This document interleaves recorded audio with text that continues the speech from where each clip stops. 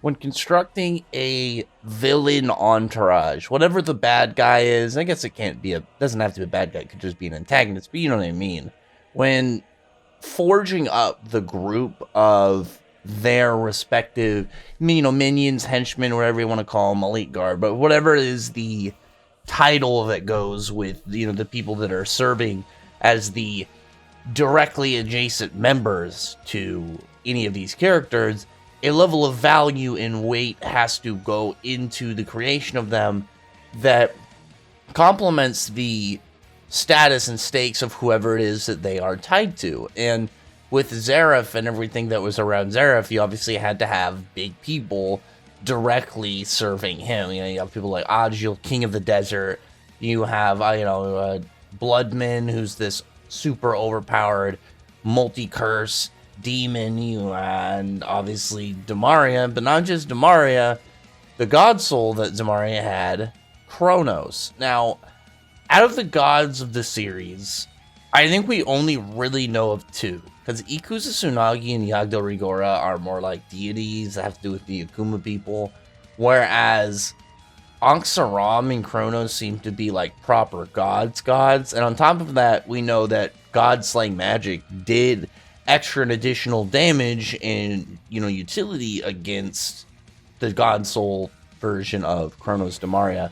So we know that it falls under what would be a god by definition of how Slayer magic works. And each of the different abilities and aspects of Chronos, one, the base aspect, I would assume that Age Seal has some form of direct connection with Chronos. I feel like it just makes more sense for it to be something that you get when you do takeover of Chronos, rather than she had Age Seal and then learned Takeover specifically. I think it makes more sense that she had Takeover, got the Chronos Soul, and then by doing so, she was able to get Time Stop, because the only characters we've ever really seen that have Time Stop are Zareth and Demaria with, I guess Demaria in general, but you want to count Demaria with Chronos or just whatever. As well as, I guess you can sort of maybe see, like, in the anime when they made the Celestial Spirit King stop time, but obviously the canonicity of that is not, it's not confirmed. It's still something that's kind of, like, obviously, like, I'm not really too sure. But obviously, like I said, Time Stop is something that has been coveted to a very few selective groups of people, and one of them is directly the God of Time themselves. Now, the God of Time obviously comes with a lot of hype, a lot of general weight into what goes around this title specifically, because it's not just a title, it is a lore heavy piece that is tied with it. You now have a god linked to your character. So, assuming if we ever get any more gods, someone like Chronos, I would assume would be brought up, would be referenced and given some form of wording as their existence. But what exactly was like the output of Chronos that we really got that would, I think, give credence to that hype of both its position, but also, again, god level status. The thing we do know about Chronos in terms of backstory and lore, obviously we've known next to nothing, relatively nothing about Chronos other than where Demaria got Chronos, which was in Mildian, which Mildian being a continuous Easter egg from Mishima. Mildian was where the wizards that protected time lived in Eden Zero. It is where both Zareth went to school, but also where Demaria got her Chronos God Soul. And in Eden Zero, you have it is where Zhao Mei lives, her own planet, like outside of the flow of time. So there's definitely some, it's not much, but it's some shreds of lore in both a meta sense, but also in inverse sense of finding out about Chronos. Doesn't seem like Demaria gets any other abilities besides Age Seal in her base self. She definitely gets some OP characteristics and abilities when she enters her God Soul. And the God Soul Demaria is like, it's sort of those characters that it's gonna pretty much always be relevant because of her abilities. Like, it's just, like, Time Stop by itself is extremely overpowered, especially when you get to, like, true Time Stop, like, actual Time Stop. Not I'm stopping time in an area, not I'm stopping time on these selective characters. I'm fully stopping the flow of time and now exist within a halted instance of stop time. And like that is the truest time stop. It's always useful, because the only real way to get around that is like if even with time stop they have like through whatever your abilities are, they can't damage your body or something.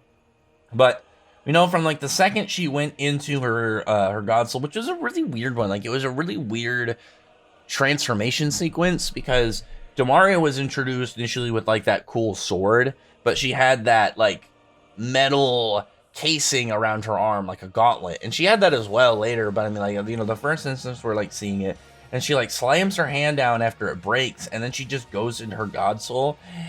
It was always the weirdest transformation, I think, inverse to me, because there's no real kind of like, oh, I'm transforming and I'm doing something to change form. She just kind of like does a hand thing, and then she has her form switched.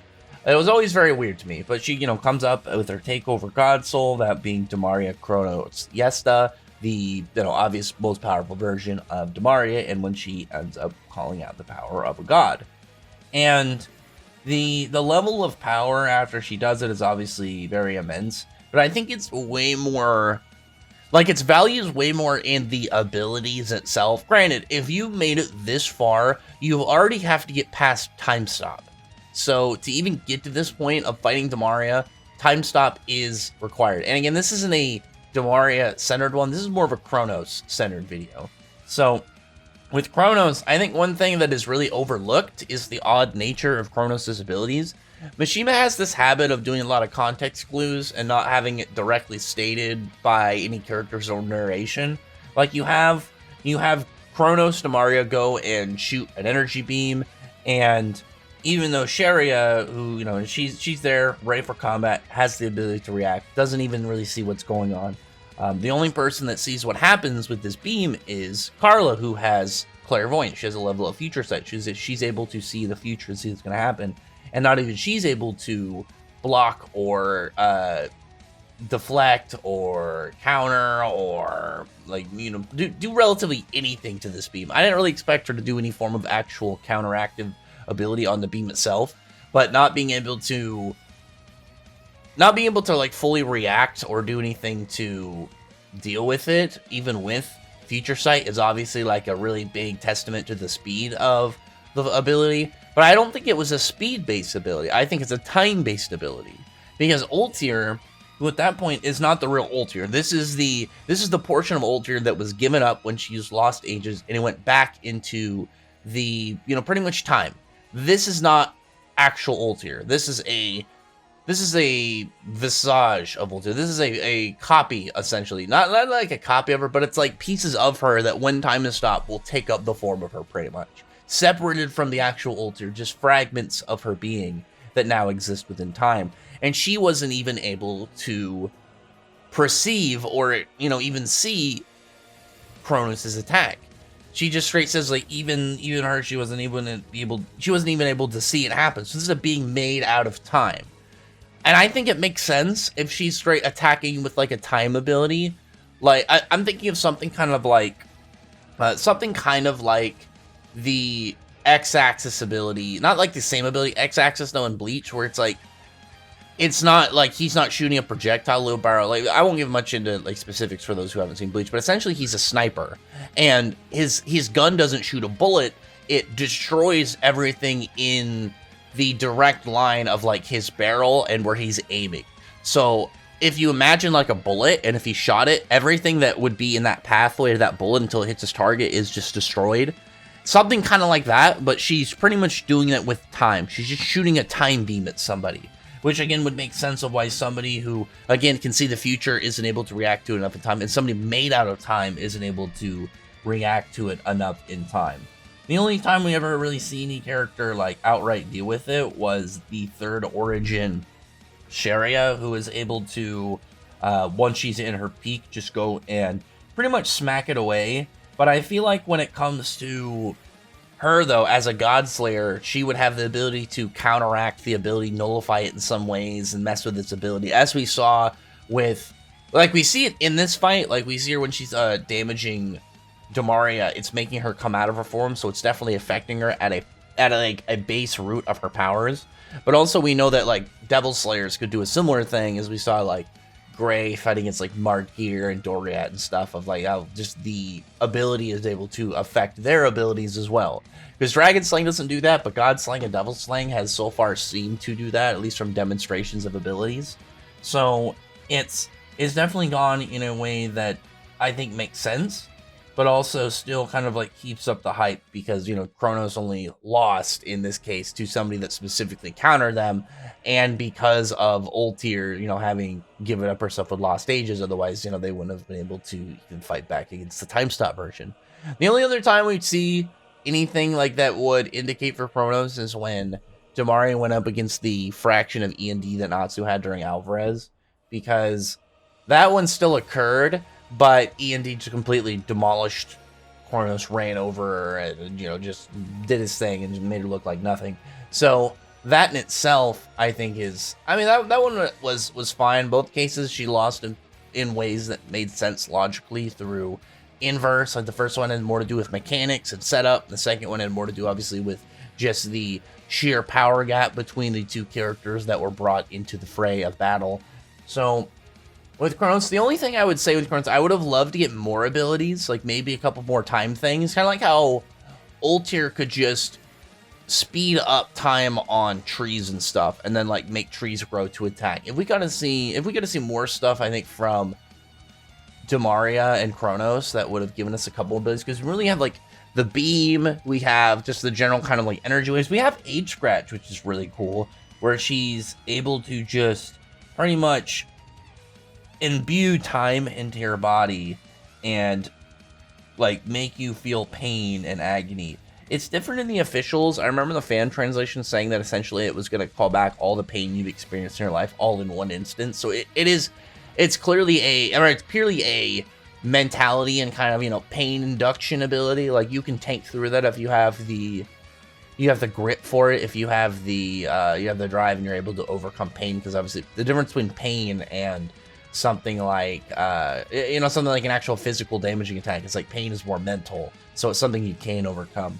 She also had the fact that you couldn't directly touch her, and I think that's one of the indicators for like an actual god inverse, because it makes sense of fighting back the gods you would need a magic to even touch them. Like there was just something to prevent you from combating them in general that made it so Slayer magic was necessary. I mean, that's a really good one. Kind of like this passive defense. Mortals can't touch you or else they will be damaged themselves. I mean, outside of that, like we still didn't get a ton of abilities from her. I would have liked to get a couple more, but I mean, like I still feel like we got an okay amount. But yeah, the Chronos' whole existence in the series was really odd to me, and I'll kind of wrap up what I have to say. But Chronos was really odd to me because we had Yagdo Rigora and we had Ikusa Tsunagi as these, you know, quote-unquote gods, deities, whatever the you know, people wanted to call them. But we never had any confirmation they were actual gods. Yagdo Rigora got, you know, blocked by Urs and Kagran. Granted, it was summoned by Minerva at that point, and then Ikusa Tsunagi got bodied by base Natsu, so it just shows us like, okay, well, anybody's spring level should be fine against Ikusa Tsunagi. And we only know about 2 of the 18 battle gods of Yakuma, so we can't really go off of anything credible from them. Or as with Chronos, we have the power understanding, we have the story importance, obviously being from Mildian, we have just the general abilities, feats. There's way more for it. Obviously, also on top of that, the form itself, the Takeover God Soul form is definitely, I would say, one of the 10 out of 10 designs for the series. Like, there's only so many 10 out of 10 designs for like a series, but like when it comes to Freya, so like I do think God Soul Demaria is up there. The same thing with like Fairheart Seraph and like both forms of Acnologia and stuff. Animus' dragon form as well, I'd probably put up there. But anyway, other than that though, comment below, thumbs up the video, but friend the like button, subscribe button, check out my other videos. And I appreciate it. Sorry, subscribe. Thank you all for listening. Bye.